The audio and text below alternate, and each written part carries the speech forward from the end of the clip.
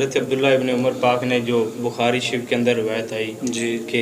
ہم اللہ رسول کے ہاتھ پر بیعت کر رہے ہیں تو ہم توڑیں گے نہیں، اس کے متعلق آپ اس کے متعلق یہی کہتا ہوں، سب سے پہلے وہ رخصت پر میں نے حوالے دے دیا جی دے دیے، اور اس کے بعد یہ الاعتصام ہے جی یہ بھی اہل علم سے مخفی نہیں ہے کہ یہ کتاب کیا درجہ رکھتی ہے۔ اللہ اس میں جو ہے وہ بھی آپ کے سامنے بیان کر دیتا ہوں، 363 صفحہ نمبر ہے۔ فرمایا ان بیعت عبداللہ لیزید کانت کرا کالا ابن الخیاط، فرماتے ہیں عبداللہ ابن عمر کی جو یزید پلید کی بیعت تھی وہ کرہن تھی، آپ اچھا نہیں سمجھتے تھے۔ اس پر ایک اور دلیل دیتا ہوں، بخاری شریف کی روایت نمبر 5911 جی حضرت عبداللہ ابن عمر پاک سے مچھر کے متعلق پوچھا گیا ہے۔ وہ آل عراق والے کوفے والے آئے کہ اگر ایران کی ہاتھ میں مچھر کو مار دیا جائے تو کیا سزا؟ آپ نے فرمایا تمہیں شرم آنی چاہیے، نواسہ رسول کو تم نے شہید کیا، آج مچھر کے خون کی قیمت پوچھتے ہو۔ اگر آپ ان کو باغی سمجھ رہے تھے جس طرح یہ روایت پیش کرتے ہیں، یہ آپ تو فرما رہے ہیں ایسا نہیں کرنا، یہ اللہ رسول کے عہد کو توڑنا ہے تو فلان ہے، تو یہ اگر ان کو باغی سمجھ رہے تھے تو جو بات پوچھنے آ رہا تھا اس کو آپ کیوں کہہ رہے تم نے کیا کیا ہے امام علی مقام سے؟ اور ساتھ یہ بھی کہہ دوں کہ یہ بات عمر بن عبدالعزیز کو سمجھ نہیں سی آئی کہ یزید کو امیر المومنین حضرت عبداللہ ابن عمر سمجھتے رہے آخری دور تک۔ ایک مرتبہ عمر بن عبدالعزیز پاک کے سامنے کسی نے یزید کو امیر المومنین کہا تو آپ نے اس کو 20 کوڑے لگوائے، اتنے لعنتی شخص کو امیر المومنین کہتا ہے۔ تو یہ بات کس چیز کی دلیل ہے کہ عبداللہ ابن عمر پاک جیسے حضرت عمر بن عبدالعزیز بھی بتا رہے ہیں کہ کوئی بھی اس کو امیر نہیں سمجھتا تھا۔ باقی رہ گیا مسئلہ کہ انہوں نے بیعت توڑی نہیں کی نہیں، یہ روایت دیکھ لیں، روایت سے بھی یہی سمجھ آئے گی کہ ولد کے لفظ ہیں، حشم کے لفظ ہیں، ان کے چند غلام، چند محکوم، چند جو ان کے تابع تھے اور ان کی اولاد تھی، باقی کثیر لوگ تھے جنہوں نے بیعت توڑی، بلکہ مجھے کہنے دو اہل مدینہ سبھی ان کے علاوہ جو تھے انہوں نے بیعتیں توڑی تھی، شیخ محقق کیے۔ اور باقی رہ گیا مسئلہ کہ آپ نے فرمایا ہم نے اللہ رسول کے حکم پر بیعت کی ہے، تو میں نے سب سے پہلے آپ کے سامنے بیان کر دیا ہے کہ بیعت رخصت اور عزیمت دونوں اللہ رسول کے حکم ہے، دونوں اللہ رسول کے حکم ہے۔ آپ یہی بتا رہے تھے کہ ہمیں رخصت ہے،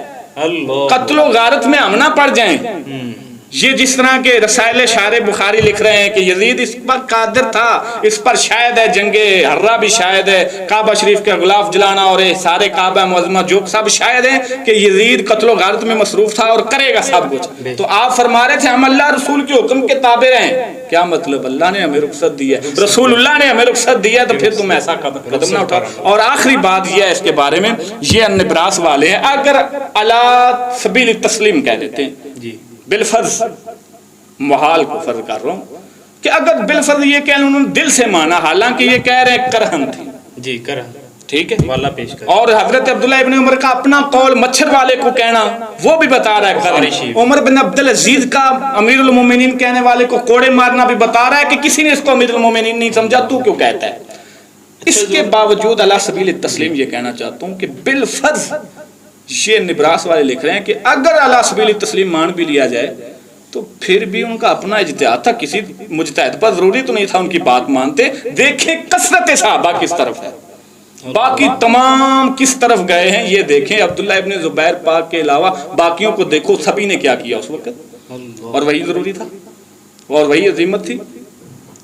اور پھر یہ کہہ دیں کہ جو کہتے ہیں ہم عبداللہ ابن عمر کی بات پیش کرتے ہیں، میں ان کو اتنا کہتا ہوں خدا کا خوف کرو، تم دفاع صحابہ کی بات کرتے ہو، یہی بات تو لے کر شیعہ تبصرہ کرتے ابن عمر کے ناسبی ہونے پر۔ ان کی تقاریر اور تحریر میں یہ موجود ہے، وہ کہتے ہیں کہ یزیدی ہونے کا وہ فتویٰ دیتے ہیں کہ وہ کہتے ہیں کہ عبداللہ ابن عمر کی یہی روایت سنیے کہ ضرور پیش کرتے ہیں، وہ کہتے ہیں عبداللہ ابن عمر یزیدی تھے، نعوذ باللہ۔ آپ ان کا دفاع کیسے بنے گا؟ کہنا پڑے گا کہ رخصت اسلام کا ایک عمل تھا، اسلام کا ایک حکم تھا، اور اللہ نے رخصت کی اجازت دی، اللہ تعالیٰ نے دی، رسول اللہ نے دی، آپ نے اسی پر عمل کیا، تم اعتراض کیسے کر سکتے ہو؟ یہ کرہن ہے جس طرح کیا الاعتصام والے بتا رہے ہیں۔ دوسری بات حضور ایک اور یہ، اگر ہم بعینی بخاری شریف کی جو آپ کی روایت ہے کہ ہم اللہ رسول کے ہاتھ پر بیعت کر رہے ہیں،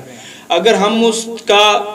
تعویل کے ساتھ مطلب نہ نکالیں تو شیعہ جو ہے وہ آپ کو یزیدی کہتے ہیں، اگر ہم تعویل کے ساتھ مطلب نکالیں تو ہم اس روایت کو اچھے معنی میں معمول کر دیں گے، کیونکہ بعض نے بلکہ شیخ محقق کی جو ہے نا آپ کی تحقیق کے مطابق اکثر نے सहाबा किराम की सारी जो औलादें थी सब मुनकर हो गए थे। अब अगर वो बैत अल्लाह रसूल के हाथ पर थी तो जिन्होंने तोड़ी नाउज़ुबिल्लाह अल्लाह रसूल से फिर गए थे,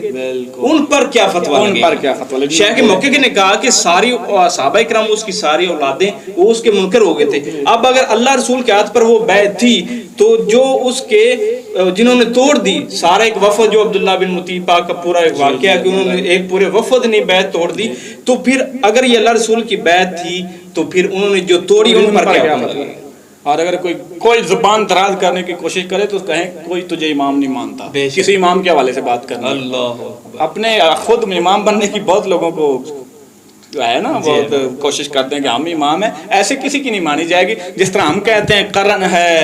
या वो फरमा रहे हैं अब्दुल्ला इब्ने उमर पाक की दूसरी रिवायत लाते हैं कि इस तरह कोई हवाला दे ना, ताकि पता चले कि किसने लिखा है, उनसे खता हुई है। निब्रास वाले क्या फरमाते? निब्रास वाले फरमाते हैं पहली बात है जबरन करन बैत थी, जी भी करन थी। दूसरी बात है सबील तस्लीम, ये इसका सफा नंबर में बता देता हूँ आपको, 540 है इसका जी। अला सबील तस्लीम शरह कैद वाले फरमाते हैं कि मान भी लिया जाए तो उनका इज्तिहाद किसी दूसरे मुज्तहिद पर जरूरी था, वो तमाम मुज्तहिद थे और अक्सर उस तरफ थे। तो जब एक मुज्तहिद इज्तिहाद करता है दूसरे पर जरूरी नहीं कि उसकी माने, वो तमाम मुज्तहिद थे और कसरत सहाबत दूसरी जानब थी, तो फिर किसी एक की माने या कसीर की माने, या आले इल्म से ये भी मख्फी नहीं है। आपने शाज़ कौल लिया जाता है या मकबूल कौल लिया जाता है। आपने इससे एक और बात भी, यानी निब्रास वालों की जो है ना इबारत से एक और बात भी समझ लगती है कि जो ये इतराज़ करते हैं कि सहाबा किराम रोक रहे थे, आपके रिश्तेदार रोक रहे थे, इमाम अली मकाम आप ना जाएं, नौज़ुबिल्लाह वो दीन से रोक रहे थे, ऐसी बातें ये करते हैं, तो उसका भी इससे एक जवाब मिलता है कि आपका एक इज्तिहाद था अपना, उनका अपना इज्तिहाद था, वो रुखसत पर अमल कर रहे थे, ये अजीमत पर अमल कर रहे थे, तो आपका अपना इज्तिहाद था जाने का,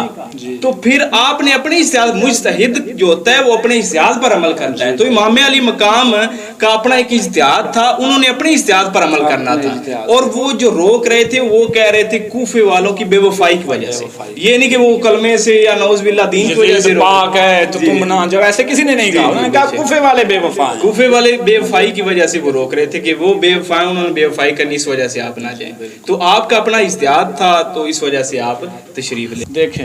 आपका सवाल ये था कि सहाबा किराम ने ये करबला के मामले में, यजीद की बायत के मामले में रुखसत पर अमल किया या अजीमत पर किया या क्या, इसके बारे में मैंने आपके सामने कई हवाले पेश किए हैं। फतावा रिज़विया शरीफ जिल्द 14, रसाइल शायर बुखारी और ये फतुल बारी, अल-अवासिम मिन अल-क़वासिम, अल-अवासिम वल क़वासिम,